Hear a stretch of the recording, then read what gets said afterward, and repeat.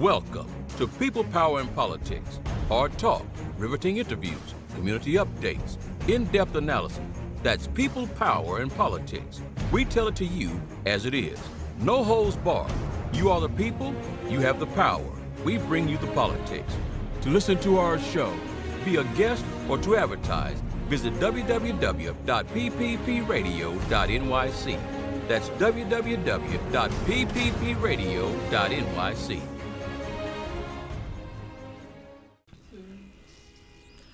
A very warm welcome to everyone. We are joined by a very, very special guest, Ms. Lisa Bova-Hiatt, who is the CEO of the New York City Housing Authority, NYCHA. Welcome. So good to have you here with us. Thank you so much for having me. You're very welcome, and congratulations on your new appointment. Thank you. So if you could please share with us, who is Lisa Bova-Hiatt? Sure. I am a third-generation New Yorker. I have spent my entire life in public service to New York. I feel very passionately about giving back to my community. I spent nearly 20 years at the New York City Law Department, working on large-scale infrastructure and real estate projects. From there, I went to the Governor's Office of Storm Recovery and worked with communities responding to Hurricane Sandy, Hurricane Irene, and really saw the transformative effect that extreme weather can have on a particular community. I grew up in Brooklyn, but I live in Staten Island, and Staten Island was incredibly impacted by Superstorm Sandy.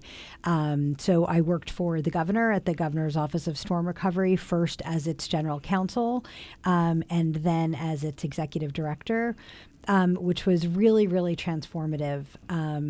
From there, I took a 6-month stint to help people outside of New York City in the Virgin Islands and in Texas recovering after Hurricane Maria and Hurricane Harvey. But you can't really stay far from New York, so I came back. I mean, once you're a New Yorker, you're always a New Yorker, and there's no place quite like New York.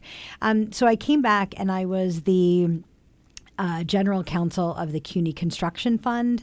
And then from there, I pivoted to NYCHA to be first its general counsel, then its interim CEO, and now its permanent CEO. Okay. And I feel like every position that I've had in my entire career has really set me up for success for NYCHA.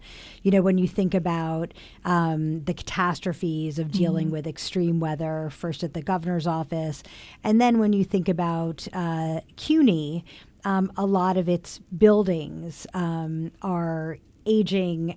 They have serious infrastructure problems. So, NYCHA was certainly a natural fit. Okay, so given all your extensive experience which you just described, how do you plan to leverage your expertise to enhance the day-to-day operations of NYCHA? Well, I think everything that I've learned along the way has really set me up for success at NYCHA.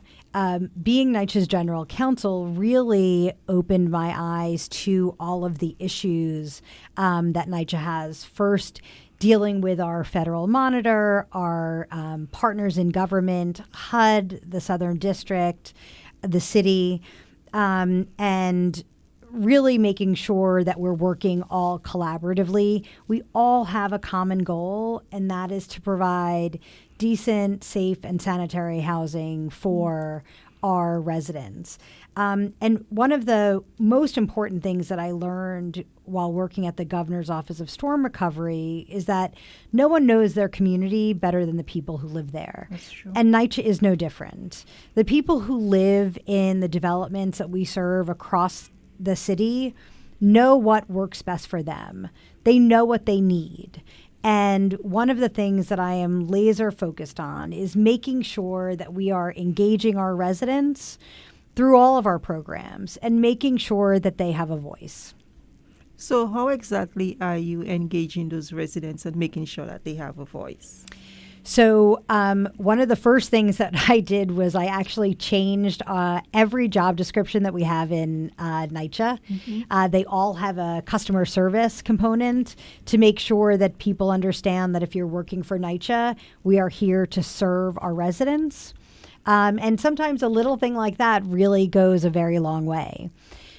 Similarly, I also spend a tremendous amount of time at our developments, getting to know our TA leaders, and I am encouraging our other both executive staff and senior staff to do the same thing. You can't actually sit in an office and think that you understand what's going on at a development if you haven't been there yourself. That's true. So you were previously the interim CEO. What measures during that time did you take to improve the functioning and efficiency of NYCHA? So, first and foremost, the most important issue that I've really focused on is making sure that we are in compliance with the HUD agreement. The HUD agreement was signed in 2019. We have certain pillars and certain metrics that we are required to meet. And when we look at our budget, those are the first things that we budget for to make sure that we are in constant compliance. Second, standing up the trust, the Housing Preservation Trust, which we can get to in detail a little further on into the program. Progress for our PACT program, which is really the best tool that we know how to provide comprehensive repairs to our residents. And finally, and I think most importantly, is advocating for ERAP funds. During the pandemic, the federal government provided states with money for emergency rental assistance. And each state was given the opportunity to decide how to best spend that money. New York State deprioritized people in subsidized housing. And when you think about it, 1 in 17 New Yorkers lives in a NYCHA development, and we are really the most vulnerable and the most needy. So what I did along with my colleagues and most importantly, our residents was we went up to Albany week after week advocating for this money, explaining why putting our tenants in harm's way, having them be the potential subject of eviction was not good policy. And I'm happy to say that the state allocated $150 million, give or take, to our residents who had applied for ERAP. So we're currently waiting for that money, but are super thankful for that. Okay, so now that you are the permanent CEO of NYCHA, what steps will you take to ensure that the authority continues its transformation and provides safe, high-quality, and affordable homes for NYCHA residents? So I think I'm going to continue to do what I was doing when I was the interim. That work never stops. Making sure we're in compliance with the HUD agreement, making sure that we're moving forward with the trust. We had our first board meeting a couple of weeks ago. In the coming weeks, we are going to announce the first trust properties. What makes the trust so incredibly exciting is the fact that the residents who live in the developments get to decide what happens next. They can stay as a Section 9 development. They can transfer to Section 8 through the PACT program, or they can choose the trust.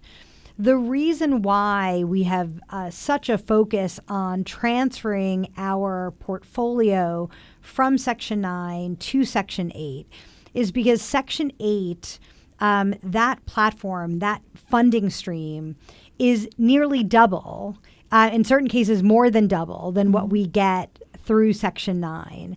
And HUD has been encouraging public housing authorities across the country to do this. So it's a more stable funding stream. And all of the tenants' rights and protections are protected. So we're getting more money, which gives us the ability to do the comprehensive repairs that are needed.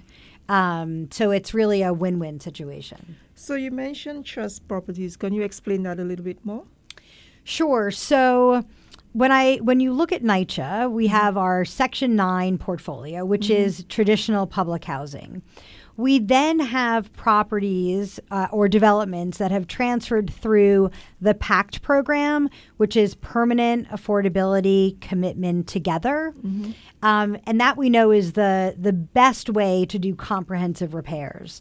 And when we're done, we're going to have 62,000 apartments that have transferred from Section 9 through the PACT program. The trust is a public entity. It was signed into law last June by the governor. And what that does is when you transfer to a Section 9 subsidy, from a Section 9, to Section 8, you have a funding stream that you can then bond against. Okay. And that provides the money that's needed for the comprehensive repairs.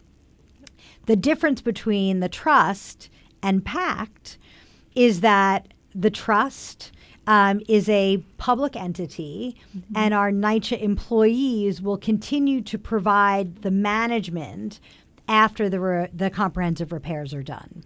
Okay. So NYCHA's transformation plan involves significant restructuring and reforms. How do you plan to navigate and implement these changes effectively? So working together first with our new board chair, Jamie Rubin, and the rest of the board, I'm very thankful that I've had the opportunity to previously work with Chair Rubin, first when he was at the Governor's Office of Storm Recovery, then when he became the Commissioner of Homes and Community Renewal.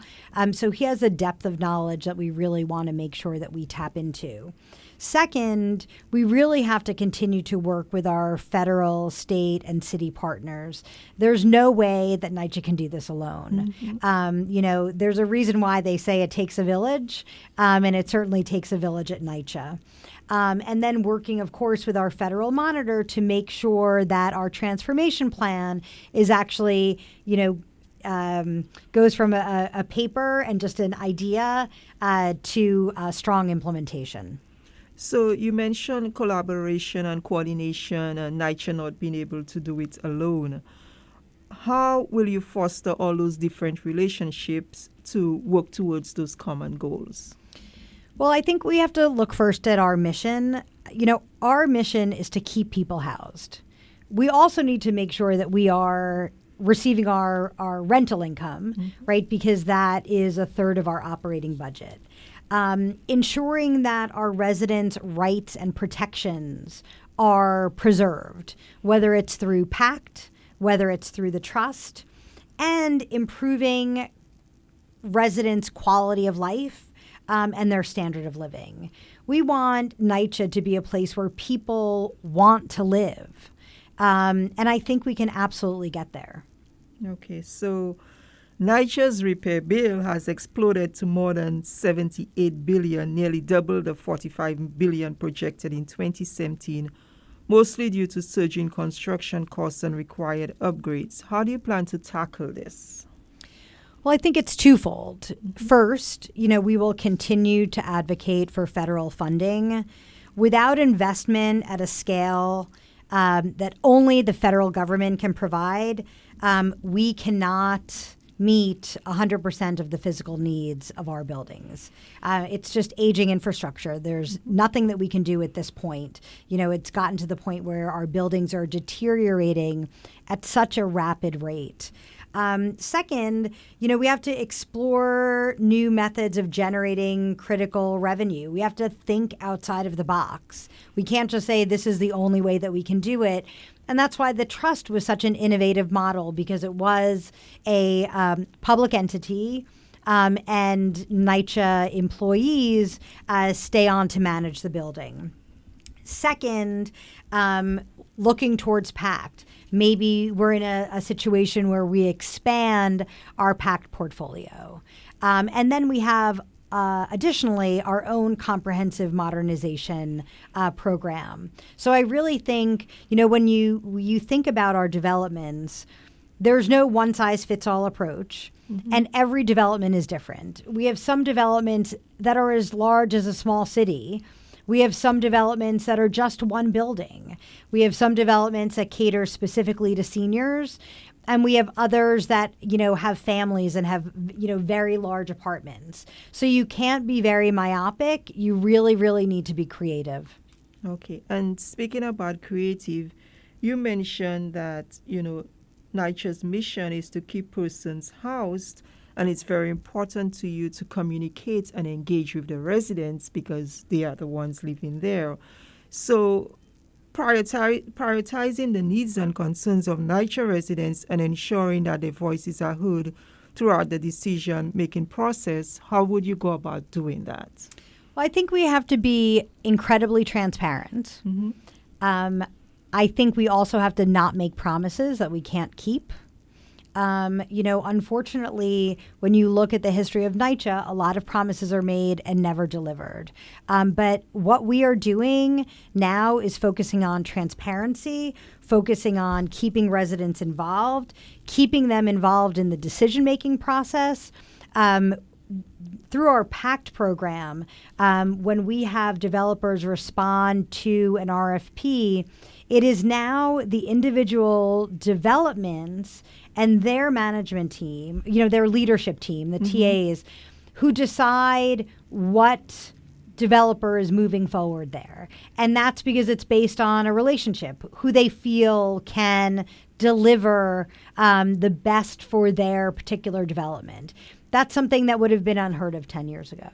Okay, so and now it's been done by the new CEO, Lisa Bova-Hiatt. And my wonderful team. We have, you can't do anything alone. That's true. And we have the most dedicated staff, from our caretakers to members of our executive team. We all want what's best for NYCHA and our residents. And that just is what makes me incredibly hopeful. Okay, so final words, what is your message to NYCHA residents who would be listening? I would say get involved, stay involved, be a part of the processes that we have.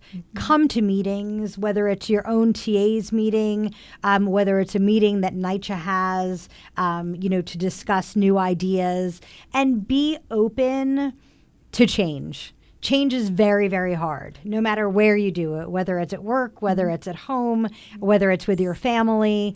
But just know that you have somebody leading the organization that cares very deeply, not only about New York, but about affordable housing.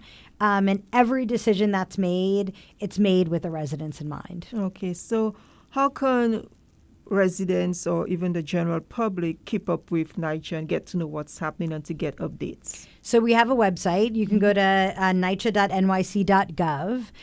If you are one of our residents, we have a resident portal. We do robocalls regularly. We have the NYCHA Journal. We have many ways of keeping in touch with our residents. Okay, so we want to thank you so much, Ms. Bova-Hiatt, for being here with us. And once again, congratulations on your new appointment. We wish you much success, and we hope to have you back again very soon. Thank you. I look forward to coming back and sharing more positive news about NYCHA. Thank you so much. Thank you. Welcome to People, Power, and Politics. Hard talk, riveting interviews, community updates, in-depth analysis. That's People, Power, and Politics. We tell it to you as it is. No holds barred. You are the people, you have the power. We bring you the politics. To listen to our show, be a guest, or to advertise, visit www.pppradio.nyc. That's www.pppradio.nyc.